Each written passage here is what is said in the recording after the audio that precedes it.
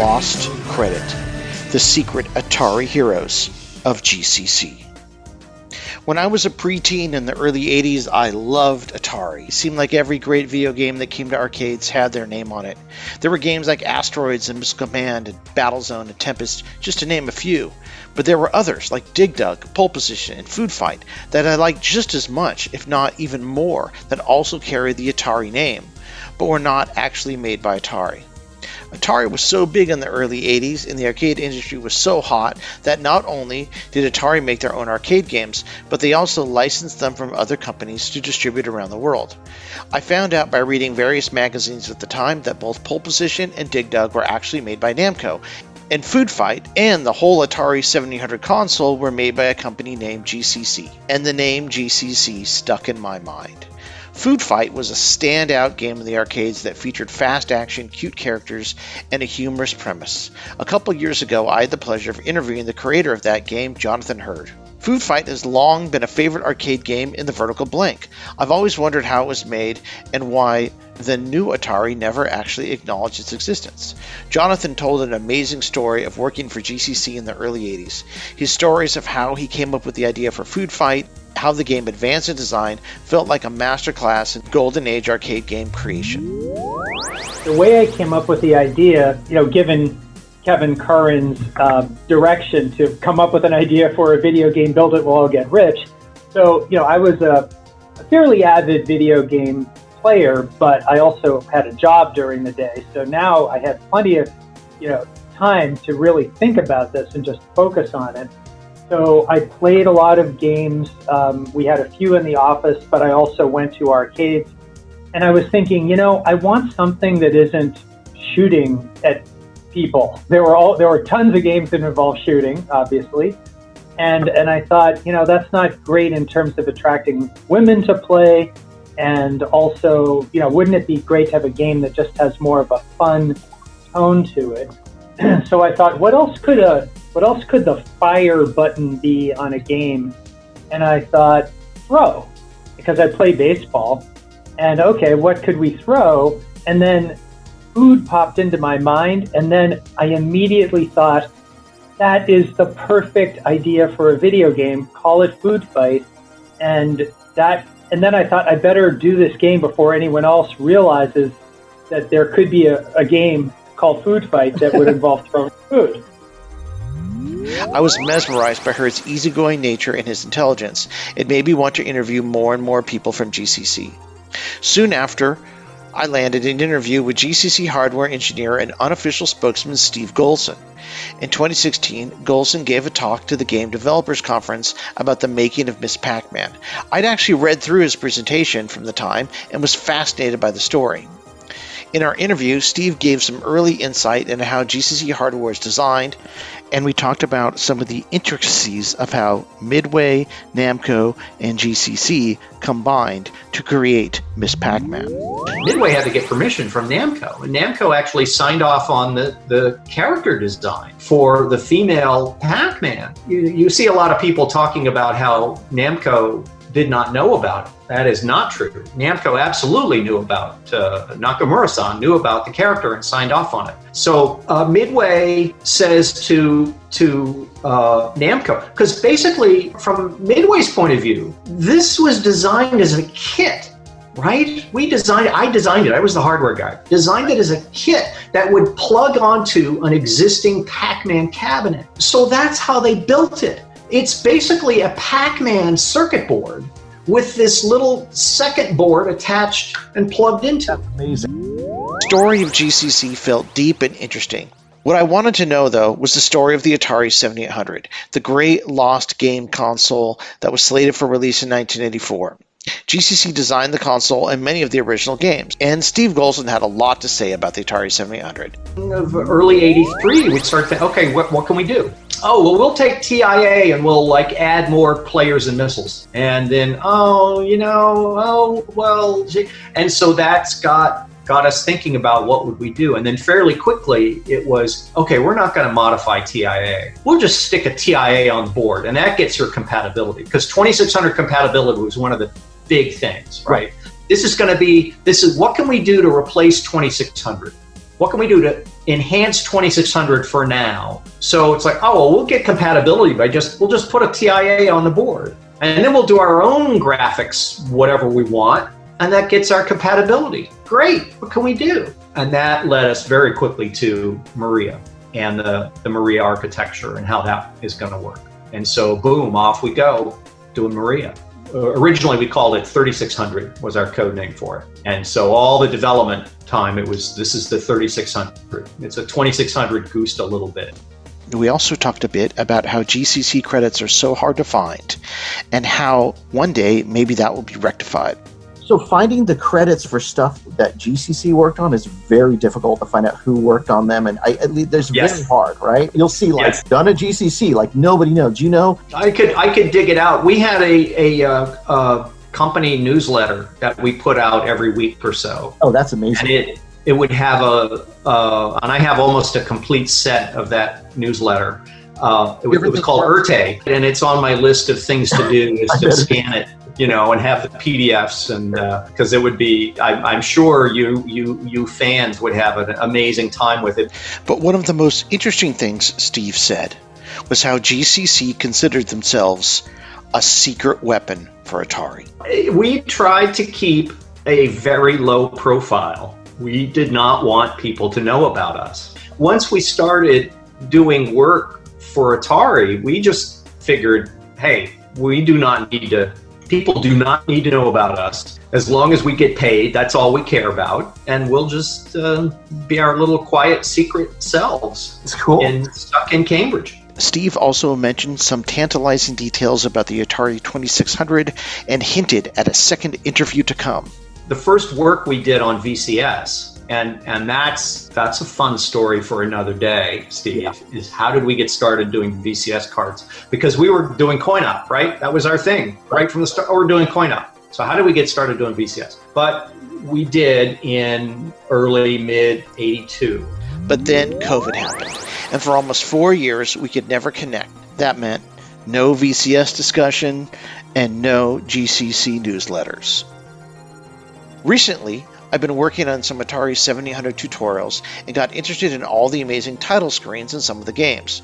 I went back and played some of the Atari VCS games from 1982 and 1983 and noticed they also had some great title screens. Then it occurred to me that many of those title screens were probably designed by GCC, so I emailed Steve Golson about title screens and he pointed me towards Michael Feinstein, a GCC programmer who worked on VCS games. When I went looking to see what games Michael Feinstein made, I found it incredibly difficult to get a full list. There just did not seem to be any one place that had the correct credits for the games that were made by GCC. Some of it has leaked over the years or spread out to sites like Atari Age, Atari Protos, Atari Mania, and Moby Games, but no place seemed to have the comprehensive credits for these games recorded. This is Atari Inc.'s fault, of course. By never giving their original programmers credit, and then secretly outsourcing a good portion of their games work to GCC in the early 80s, they, in effect, made it nearly impossible to know the names of the people that worked in these games. And why did I care? Well, I'd say that everyone deserves credit.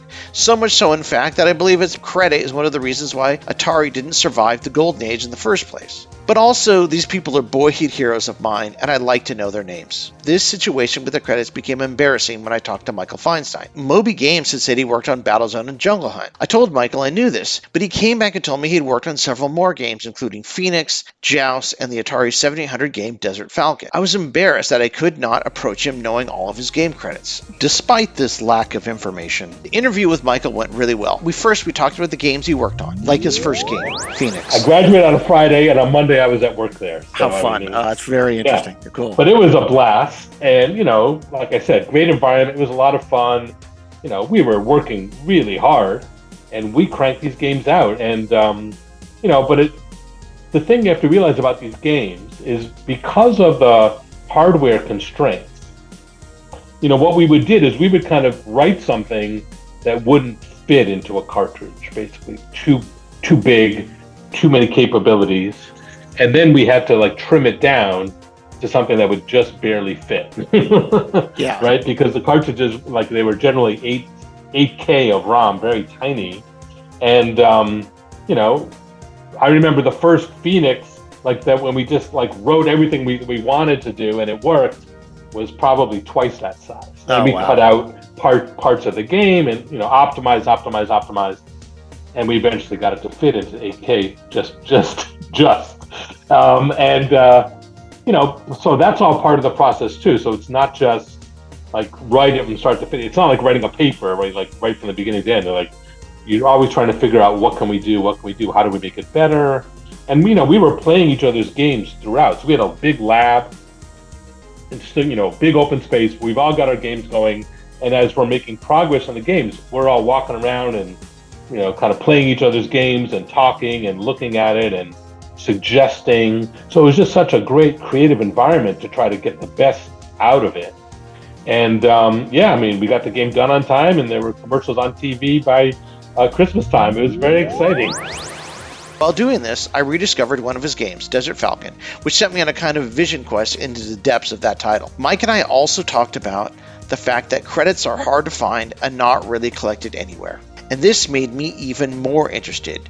Has anyone ever collected the credits for GCC games? On Twitter, I asked if anyone was interested, and I got a message almost instantly. Soundtrack specialist said, if Michael Feinstein has any idea who at GCC programmed pole position for the A8 5200, that would be a true find. See, it was not just me. It seemed like the credits for many GCC games were a mystery. Michael returned later that week with an email saying he could get me an interview with one of GCC's founders, Doug Macrae. I jumped at the chance. Before the interview, Doug sent me a list of credits that he had recently gathered. Then he sent me a staff photo of GCC with many of the people named. This was amazing. I felt like I was on the cusp of solving the riddle of GCC. And then we did our interview. Here is that interview.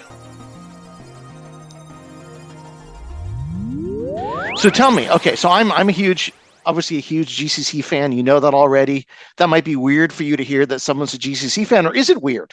Do you know that people enjoy all the things you did? I do know it. I often talk with people that know of the work, but very rarely do people understand who GCC was and who all was involved in the development of all the games. That's one of my goals here, is to unearth your credit, right, about who did what, because I think people should get credit for what they did, especially when they're pioneering things, right, that nobody knows about. But not nobody, but you know what I mean. Not as many people as you believe should know about them. So let's talk about that a bit. How did GCC get started, and how did you then get working with Atari? The very abbreviated beginning was I somewhat inherited a pinball machine from my brother when he graduated college, and I set it up at an MIT dorm, and the pinball machine started pulling in lots of quarters, and this sounded fun, so I bought another one, and after those two, brought on a partner, Kevin Curran. And so wait a minute. You're the guy who started the whole thing then. Well, if you look at it that way, my brother probably was, but okay, we'll give your brother credit. And Doug, who was driving back and forth to New Jersey anyway, even as a freshman, because he had a car, which was really cool, and he had a girlfriend, which was really cool. Which is cool. So he was always commuting back and forth. He's like, I'll bring this pinball game. So he brings this Pioneer game and sets it up in the common room, and everyone was like, wow, this is really cool. And so Doug is, I guess I'm making money at having this pinball game. It's like, gee, this is kind of interesting. And so he and Kevin started talking about this and said, gee, why don't we partner up and we'll do this. We'll buy a new game and we'll like expand this business. And so the two of them, Doug and Kevin, started this little partnership, and they pooled their money. They said, we'll split this 50-50. And the first game they bought was, I believe, Playboy, right? Which I think is Bally Playboy, I believe. We had two pinball machines. They were both doing well, and we bought our first video game, a couple more pinball machines. And before you know it, we were operating about 20 video games and pinball machines on the MIT campus. We were running around collecting quarters out of them and paying our tuition. So a little bit like, if you know the history of Atari, how Atari started with the arcade roots. So you got the same roots here about 10 years later. Yes.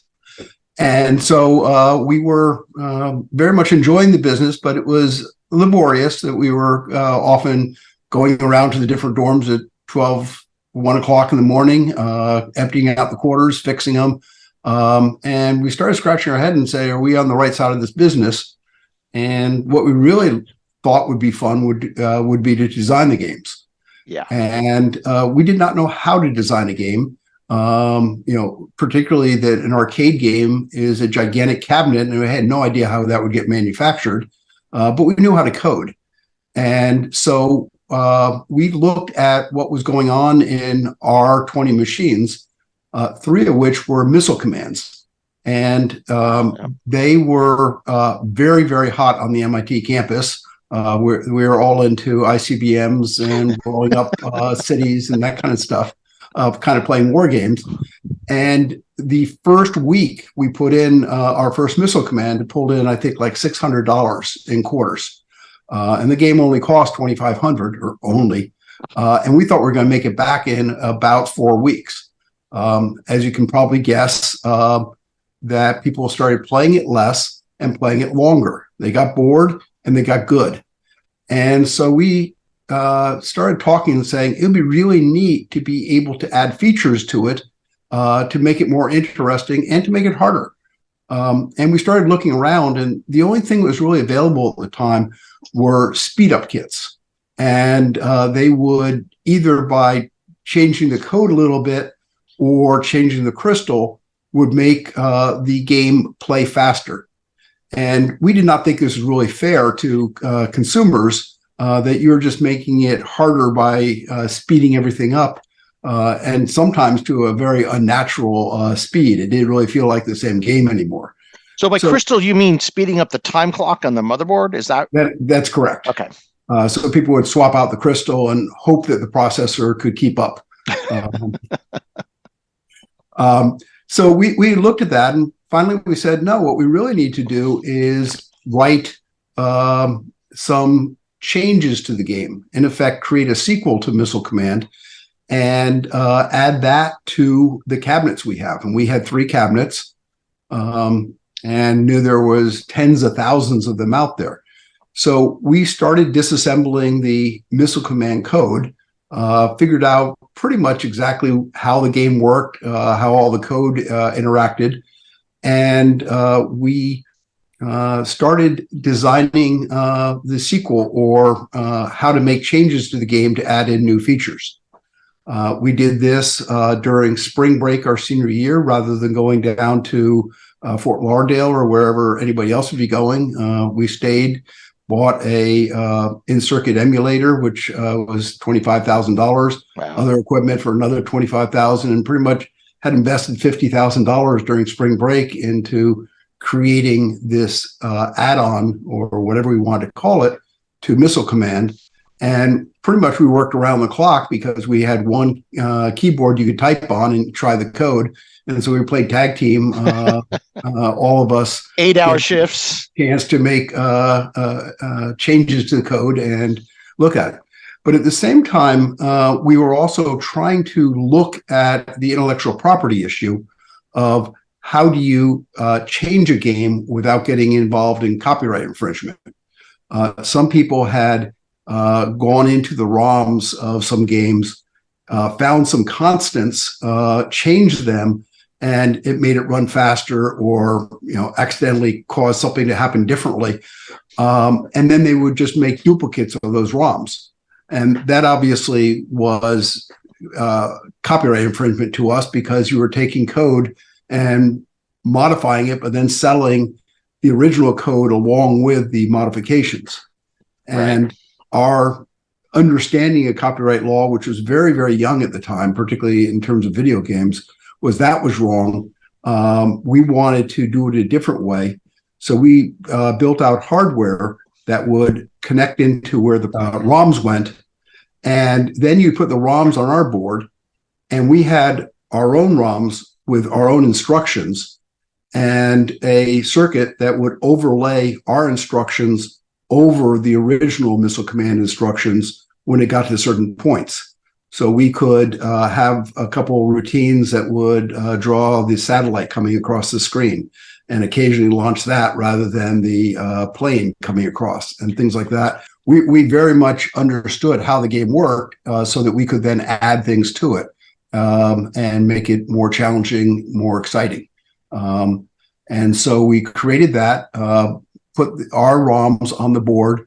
We would not copy the Atari code. We would have you take the ROMs you already bought when you bought the missile command, put them on our board, and we would watch the address lines and at certain times overlay our code on top of the Atari code as our way of not worrying about copying the Atari object code. What did Atari think?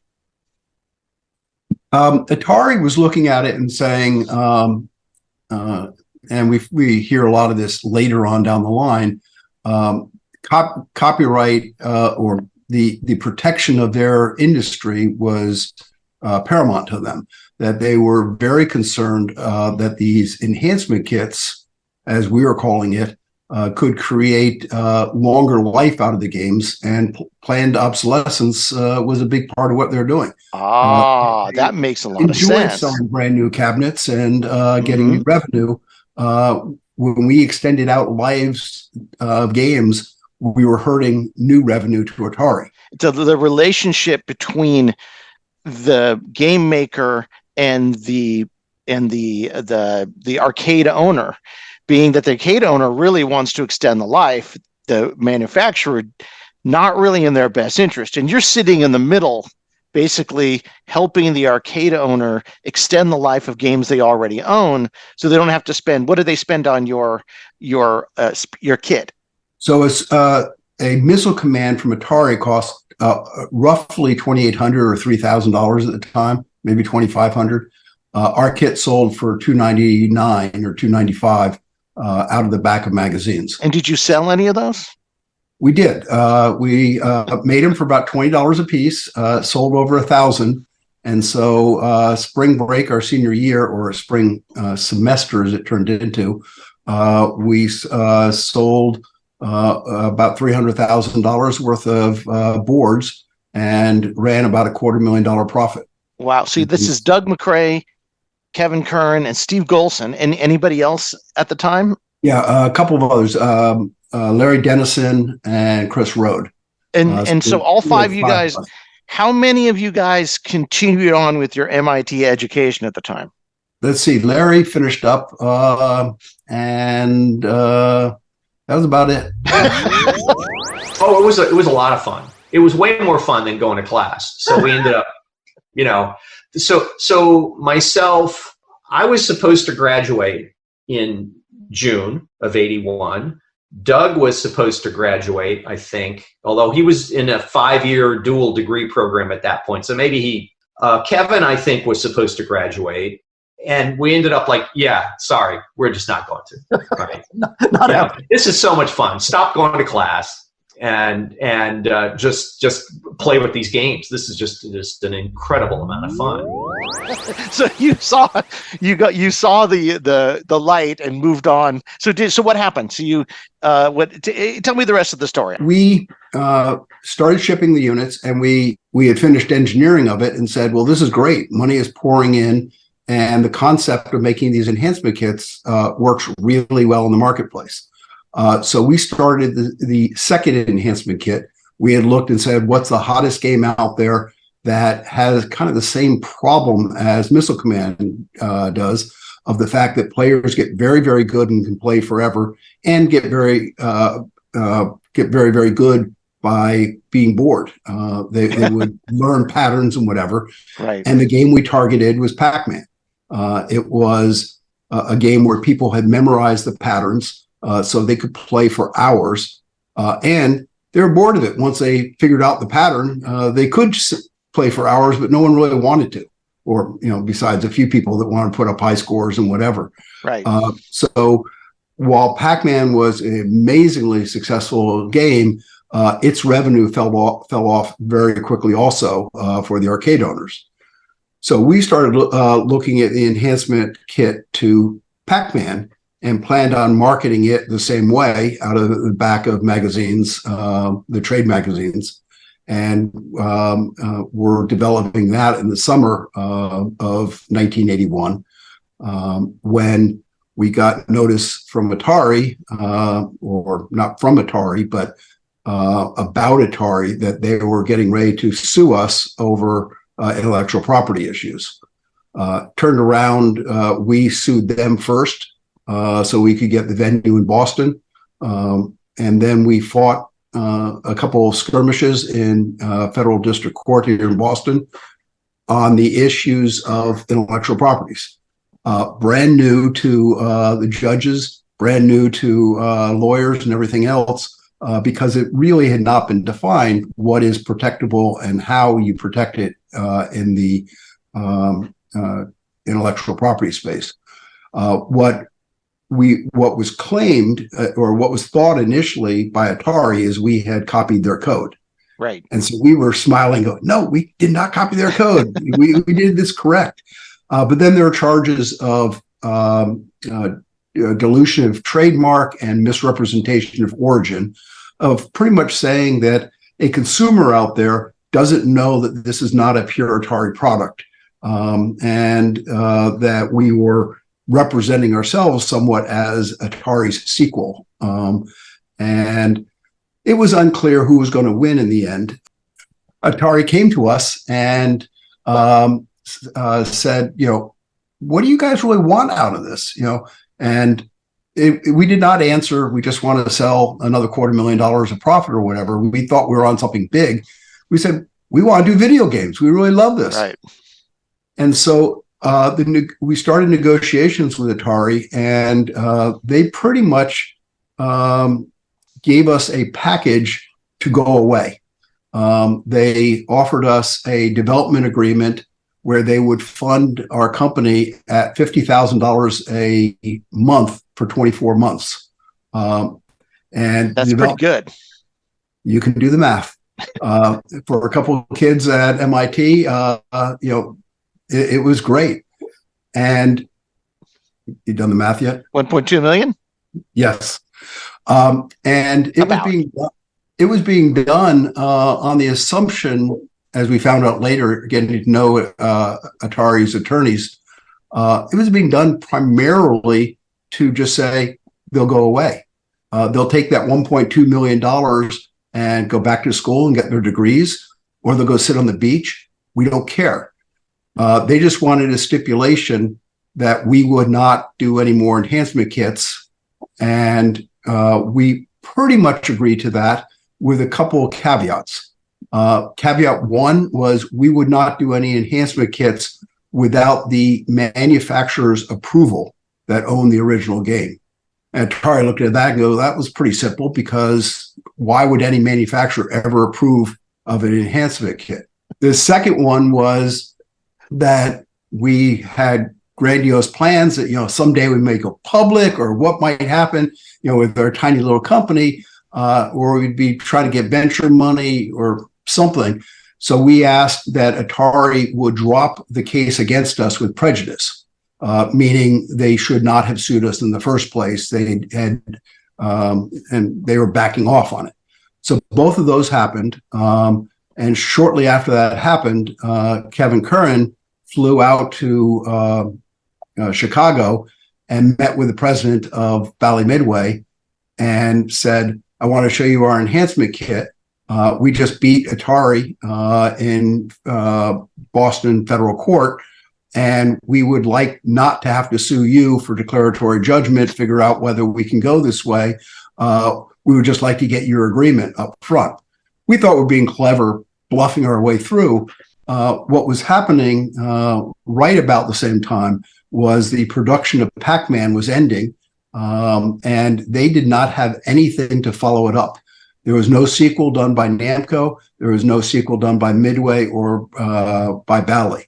And their attempts at sequels would not come for another couple of years. Right. So we walked in and showed them what suddenly became the sequel to Pac-Man. So the kit for Pac-Man, at some point, it got the name Crazy Otto.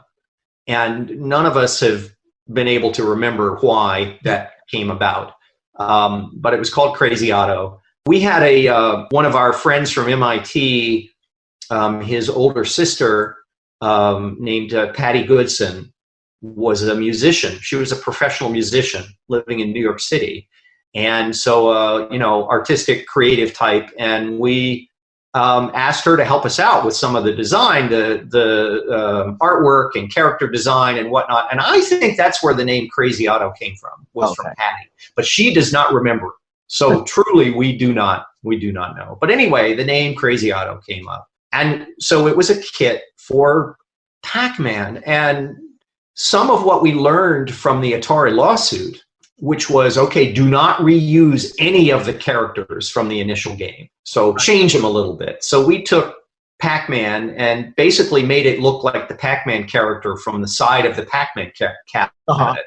You ever look at the side of a Pac-Man cabinet, it's got this character, Pac-Man, with legs and blue eyes and this sort of this animated thing. He's running.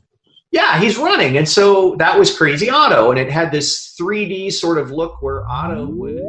And while it was called Crazy Otto at the time, and the character had legs and was quite different, it quickly became Ms. Pac-Man with a whole bunch of steps in between. But do you remember whose concept Ms. Pac-Man was?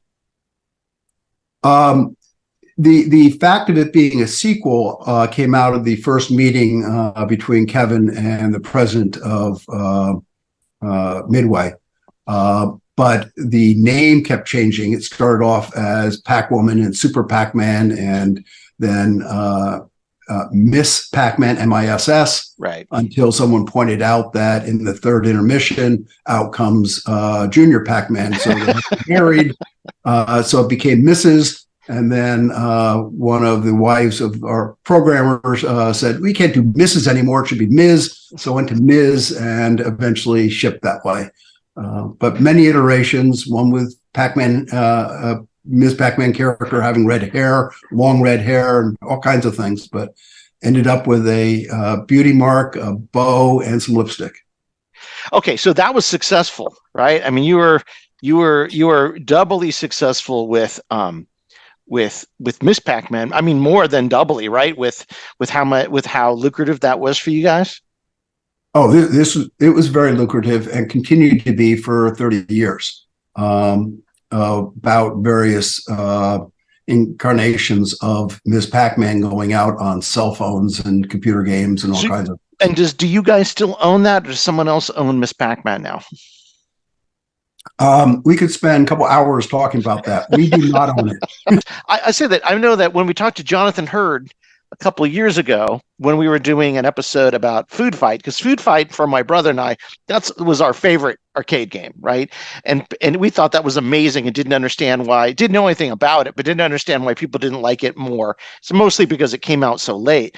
But he told us that he said he was there when Miss Pac-Man was being designed. Day on the job, I also noticed that my new colleagues were putting the finishing touches on Ms. Pac-Man, the arcade game. And I said, hey, can I help you guys? They were under the gun. And Mike Horowitz, who was one of the developers of Ms. Pac-Man, said, yeah, her lips are looking a little funny. Could you see if you can fix them up? And so I spent a few minutes working on the pixels around the red and yellow pixels around her lip. And then they sent out the ROMs to Bally Midway. So I always say I helped put the finishing touches on Ms. Pac-Man's lip. Yeah, well, so Jonathan came on very early. What had happened is we were finishing up Ms. Pac-Man, what was Crazy Otto at the time, and trying to figure out what's next. And as we're going in parallel, the Atari contract got signed, and we now had this development agreement to develop games for Atari. Atari never really meant for us to develop games. Right. But we started hiring engineers out of MIT and Harvard and Cornell and a few other schools, and building up a team to develop video games. So Jonathan in Food Fight was doing, I think, our first arcade game from scratch. Right. And so he started on that with a couple of other games being developed for the arcade. And we got we were talking with Atari marketing, and they said, we are shorthanded on getting cartridges out there for the home system. Meaning developers are leaving Atari, or something. They did not have enough personnel. I think it was a whole combination of things. They had lost people to Activision and iMagic. They were still expanding their business. Titles that they wanted converted were coming in very, very fast, and trying to move fast enough for the market. They mentioned to us that maybe we could try doing a couple of 2600 cartridges. The first one they handed to us was Rubik's Cube, where they were in the process of licensing Rubik's Cube. The licensing deal fell through as we were trying to program Rubik's Cube. And then Atari said, well, then let's just do it, the Atari Video Cube. And it released as the first game we worked on. And shortly after, Atari signed the license, and so it got redone as Rubik's Cube, as a second game under a different serial number, but pretty much the same code. Oh, so that's your first game. That was the first release thing you guys. When was this? Do you know? In 82, sometime in 82. This would be 82, yeah. Okay, cool. I always thought Vanguard was your first game release, but that's not, I guess, not true. Vanguard may have beaten it out. I'm not sure. Okay. The first one we started working on was Rubik's Cube. It took a little longer to try figuring out gameplay and whatever. Vanguard got started by Dave Payne, and he was doing a direct conversion, which is what most of our games were that we did. We're just trying to figure out the best possible way to reproduce the game on the 2600, which of course is a very limited system. And your role at this time, Doug, did you code Miss Pac-Man, the arcade game? I did some of it, yes. Okay, but now your role has changed a bit when you get the Atari job. I know, and when you get the Atari work, I know you became the manager of the developers at some point. Is that true? Yeah, so I think you're envisioning this glorious org chart or something, and if one ever existed, we don't have it. Okay, understood. So Kevin and I have been partners now for a couple of years in business, and we learned quite well how to separate out what one person liked to do and what the other person liked to do. Kevin enjoyed a lot of the business stuff and hiring and other things around that. And I enjoyed both the engineering and doing some myself, but also working with the engineers to help figure out how we're going to do all these games and whatever. So technically, I was VP of engineering and he was CEO or whatever. I might have been CTO, but I don't think we even took a breath long enough to do an org chart or whatever early on. But you kind of, you led the technical side and he led the business side. Correct. And Wozniak in Jobs, but probably doesn't really compute the same because you guys are different personalities than that. Correct. But not a bad analogy. Bushnell Alcorn. Something. Or okay, so I've never done this before. You sent us a list of credits. Do you mind if I share that right now and we talk about it a little bit? Go right ahead. Okay, let me see if I can get this shared up. I have to caution that list is probably only 98% accurate. I've been trying to work on getting it complete and going back to many people and checking out their memory.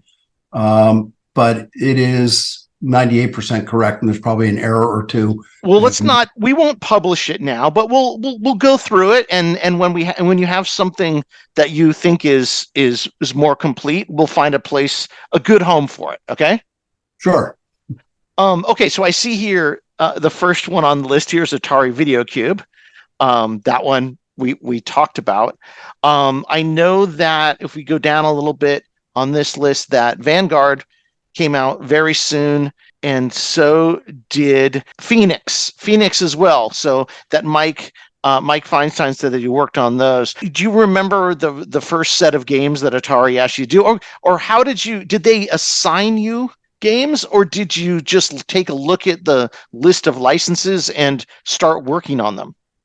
Well, that was an area that quickly became, I think, unfair to the California engineers at Atari. That we were assigned the first couple, Vanguard, Phoenix, Rubik's Cube, and then we started realizing that Atari was licensing most of the very good arcade games, and the license took a while to get done from when a game first got out there, and hence the programmers always got started late. And I'm sure you've heard lots of stories, particularly E.T. and others, that the license came in so late, but of course, marketing and sales wanted it in time for Christmas or whatever. And so there was a very small, unfair window for developers to get it done. We, on the other hand, decided to get ahead of the curve since we were not Atari employees or whatever, and looked at it and said, well, if we can identify the hottest games in advance of the licensing getting done, we can get a head start on it. Some might not ever get licensed, but we might as well give it a try. And so games like Pole Position, I went over to Japan with another engineer and a large video camera that we would take turns putting on our shoulder and filming the other person playing the game. Pole Position was not even in the States yet, but we had heard about it being a hot game that Atari might license or might actually build. So we went over, played it, came back with hours of footage, and got started on programming the game. Wow. Then by the time Atari licensed the game, both for arcade and for the home, we unveiled that we were 2/3 of the way done. And so we got the assignment to do Pole Position, which was a hot game, and we were already quite a bit down the line. So is this okay? So you are credited on tons of these things, which is amazing. And is Pole Position the first one you worked on? No, I worked on Rubik's Cube first. Okay, Rubik's Cube was your first one. I think it was 8 or 10 of us all being able to just attack whatever we got, try figuring out how to do programming for them. So we were all just comparing notes and trying to figure out pointers to how to push the 2600 to produce even better graphics and gameplay. And we were often sharing our code from game to game, getting together.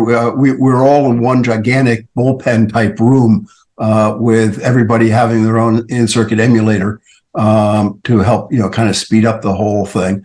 And so as we would develop, we were discussing, different techniques to how to get more graphics up there. And a lot of the what was called the game kernel, the portion that drew the screen, a lot of that was shared from game to game as we got really, really good at what later became known as racing the beam and counting cycles and everything that had to be done. And so we were throwing, large amounts of MIT and Harvard engineers at attacking 2K and 4K games. So I got a question for you about the finances. So you're getting paid $54,000 a month for 24 months, but when you make games for Atari or you take these assignments, are you getting more money for those? Yeah, so we were getting $50,000 a month to fund the company with no real obligation to turn in a game. But if we were to turn in a game, we would have rights of first refusal to Atari for them to take the game and market it. Atari never turned down the right of first refusal, so everything went to them. But there was a royalty structure that went with the each of the games. So every time something published, we were making money off of it. I have to say, it sounds like a pretty sweet deal. In your life, if you've ever got a better deal than that? Yes, but it would go back to Ms. Pac-Man when we sold pieces of it over and over again over the years. But, that's good. Still a good deal. Okay, yeah. So a couple things on this list are interesting. Choplifter. Did you guys start work for the 2600? Did you start working on a choplifter on your own? Do you remember? I don't remember what happened there. And as you see, it did not ship. Yeah. Okay, let's go. So I'm looking at this list of VCS games, and this is like a murderer's row of like the best games on the VCS. Not all of them, right? But not all the best games, but certainly, after there was the Pac-Man debacle, and actually there was more than just Pac-Man. Like Defender came out on the VCS, and it wasn't that great either. There was a whole string of sort of subpar games right at the time that like the ColecoVision was coming out and game and systems that had way better graphics. So to me, when I was a kid, I'm like, oh my, Atari's like failing. Like I need to figure out what to do now because I love video games, but I'm 12 years old. I can't be seen with the Atari, right? Then Miss Vanguard first, then Miss Pac-Man's out. We did the home version, the 2600, and it was, just like so much better than Pac-Man. It looked, really as close as you could to Ms. Pac-Man. It played well. And I think that was one of the real keys, because you could never make these games look as good as the arcade games if you didn't have the hardware capability.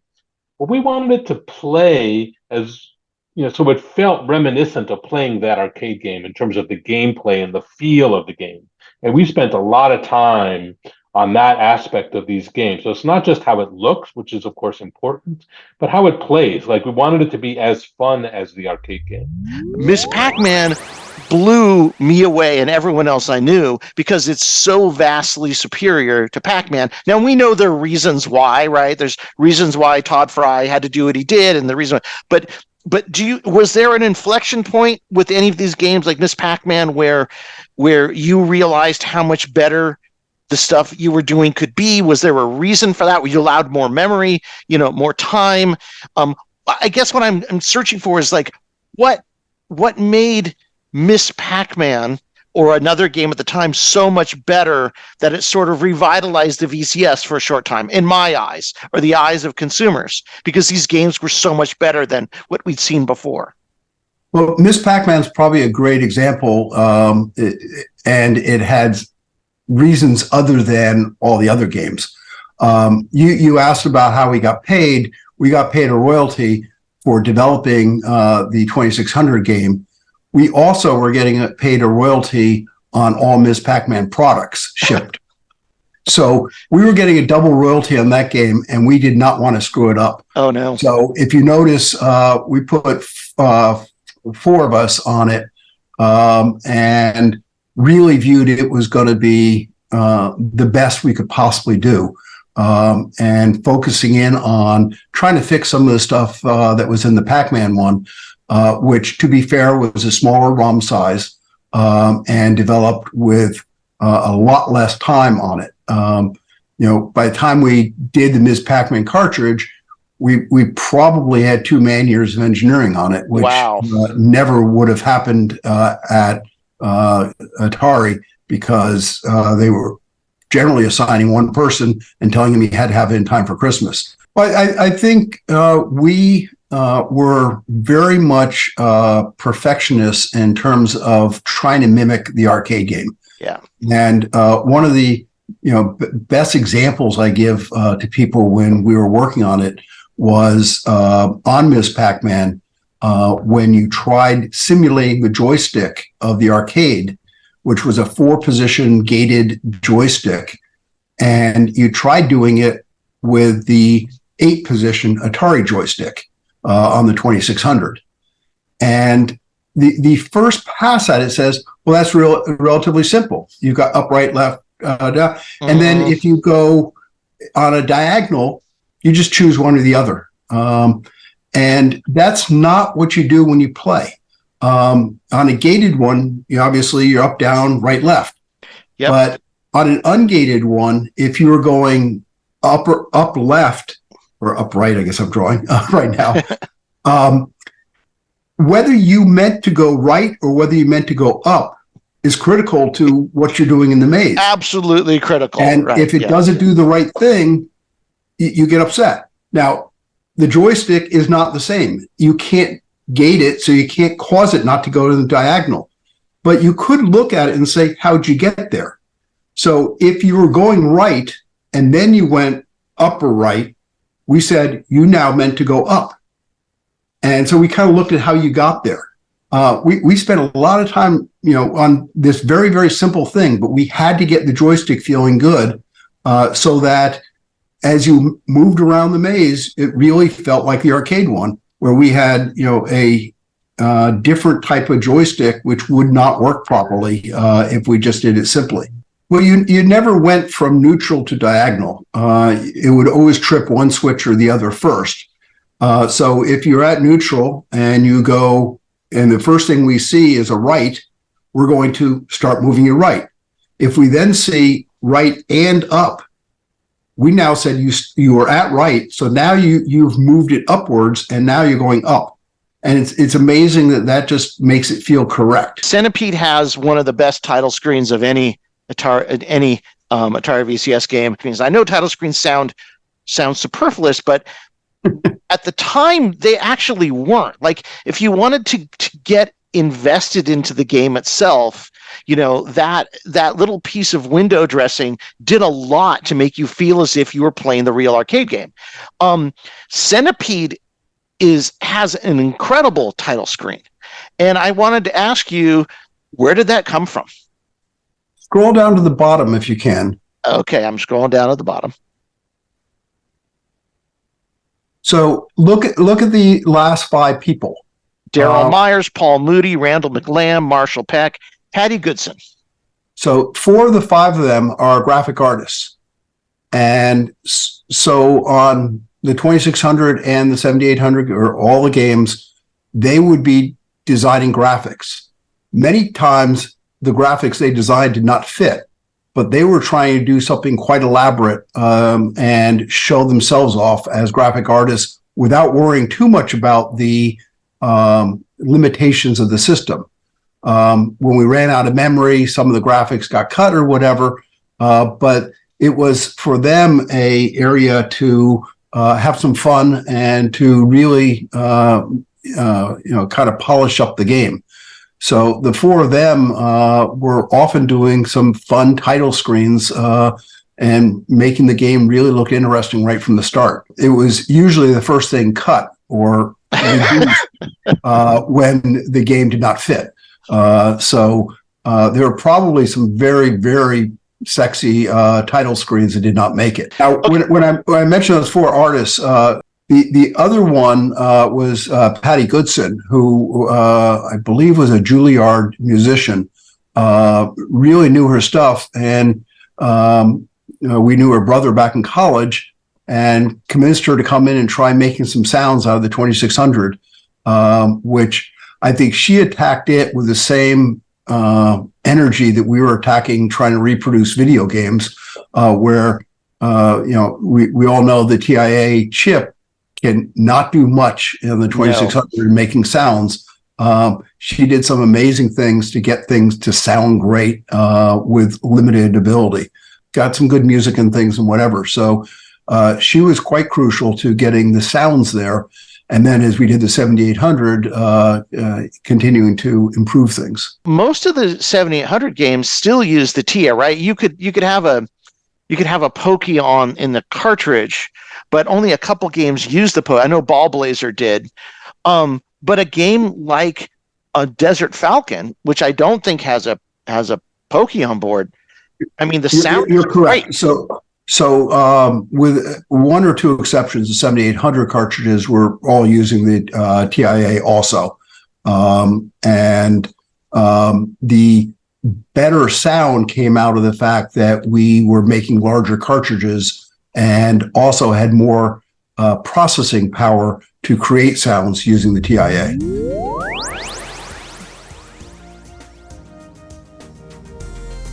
With dedicated artists and musicians on staff and an open shared working environment, GCC may have been one of the first real outsourced game studios ever created. This is especially true when it comes to sounds and music.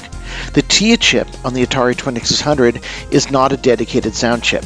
The television interface adapter has many functions, and only one of them is to play a limited range of sounds through 2 channels. Early Atari VCS games suffered from sound that really only hinted at what the games were trying to portray. While some of the sounds from these early years have become very special to Atari fans,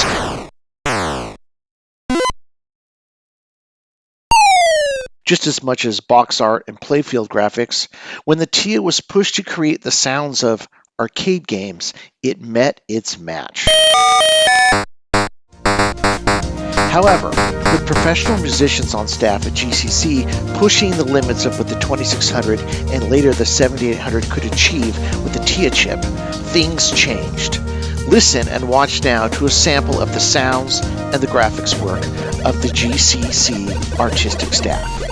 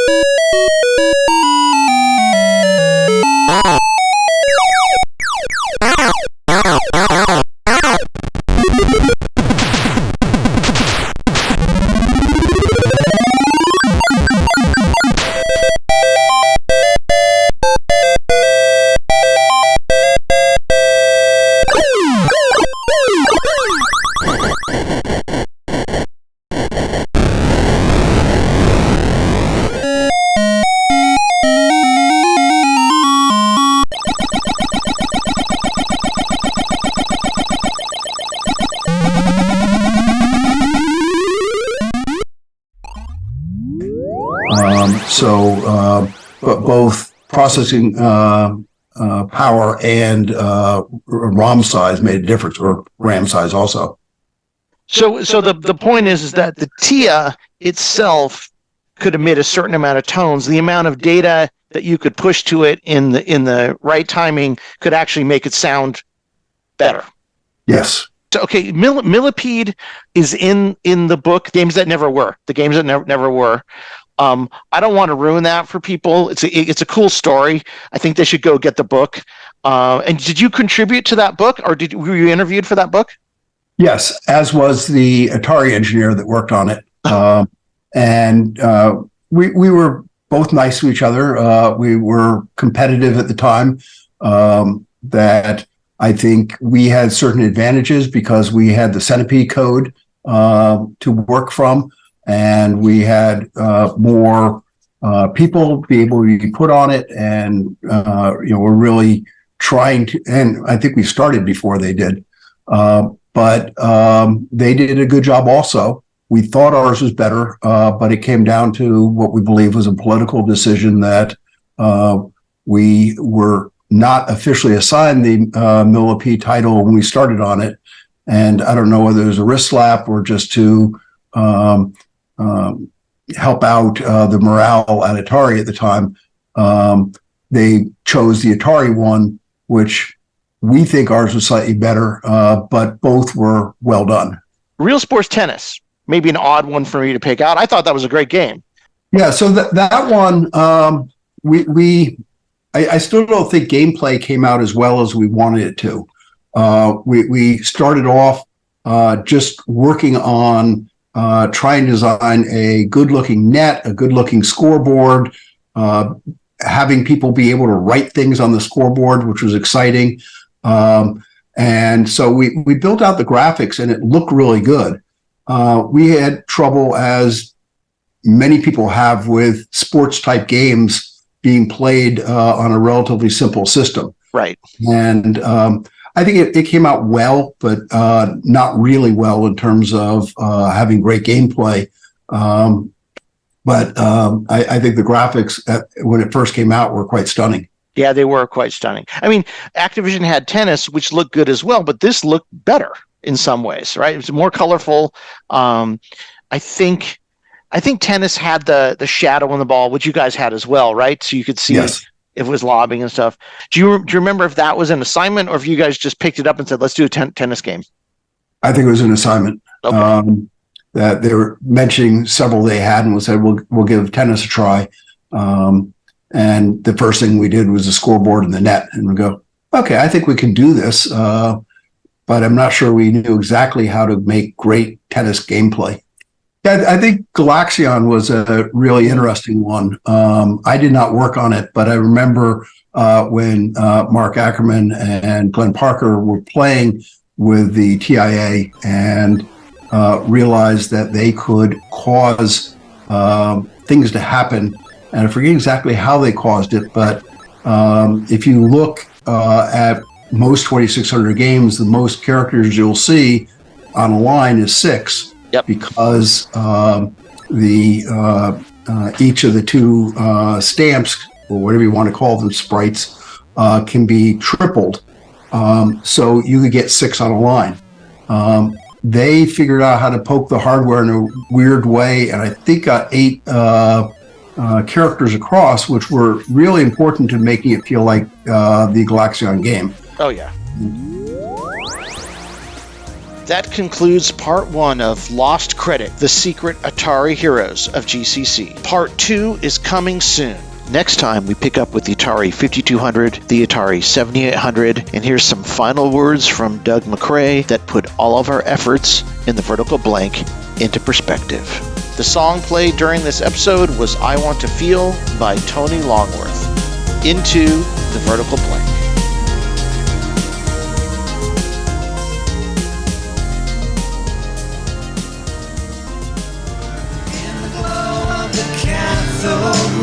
Every game we play on our 2600 into the vertical blank, our highest scores